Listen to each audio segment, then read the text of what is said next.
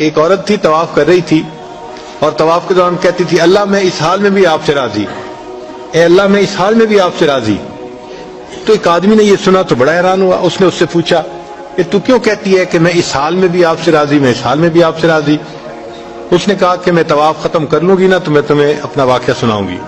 چنانچہ اس عورت نے اپنا واقعہ سنایا کہ میرے 3 بچے تھے، میں گھر کے اندر ایک دن تنور پہ روٹیاں پکا رہی تھی تو میرے بڑے 2 بچے جو تھے وہ گھر میں کھیل رہے تھے کمرے میں، اچانک مجھے شور کی آواز آئی تو وہ کہتی ہے کہ میں نے جب شور سنا تو میں وہیں سب کچھ چھوڑ کے تنور پر آٹا روٹیاں تو میں کمرے کی طرف بھاگی۔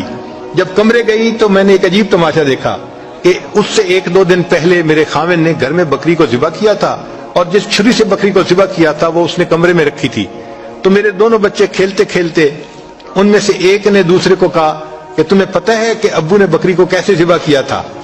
تو دوسرا کہتے ہیں مجھے تو نہیں پتا۔ وہ کہتے ہیں اچھا آؤ میں تمہیں بتاتا ہوں کہ کیسے ابو نے ذبح کیا تھا۔ تو میرا درمیان والا بیٹا جو تھا وہ زمین پر لیٹ گیا اور بڑے لڑکے نے اس چھری کو اٹھا لیا۔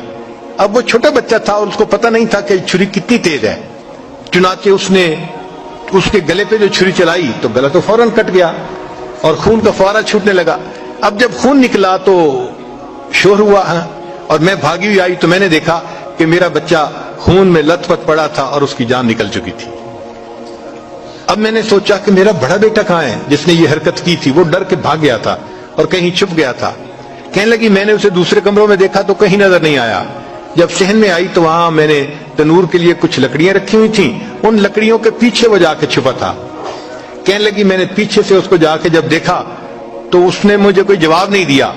جب میں قریب گئی تو مجھے پتا چلا کہ اس جگہ کے اوپر ایک سانپ بیٹھا ہوا تھا۔ یہ بچہ چھپنے کے لیے جب لکڑیوں کے پیچھے گیا سانپ نے اس کو ڈسا اور یہ بھی وہاں مرا پڑا تھا۔ کہتے میں اس کی لاش اٹھا کے لائی، ایک بچے کو ایک چارپائی پہ لٹایا اور دوسرے بچے کو دوسرے چارپائی پہ لٹایا۔ پھر اس کے بعد میں نے فیل کیا کہ میرا تیسرا چھوٹا بیٹا جو کرالنگ کرتا تھا، رینگتا تھا، وہ کہاں ہے؟ وہ مجھے نظر نہیں آ رہا تھا۔ کہنے لگی میں اٹھ کے جب جو ہے تنور کی طرف آئی تو میں نے دیکھا کہ اس نے کرال کیا اور وہ تنور کے اندر گر چکا تھا۔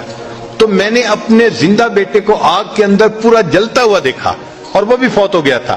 تو میں نے تینوں بیٹوں کی لاشوں کو چارپائی پہ رکھا، پھر ان کو نہلایا، ان کو کفن دیے۔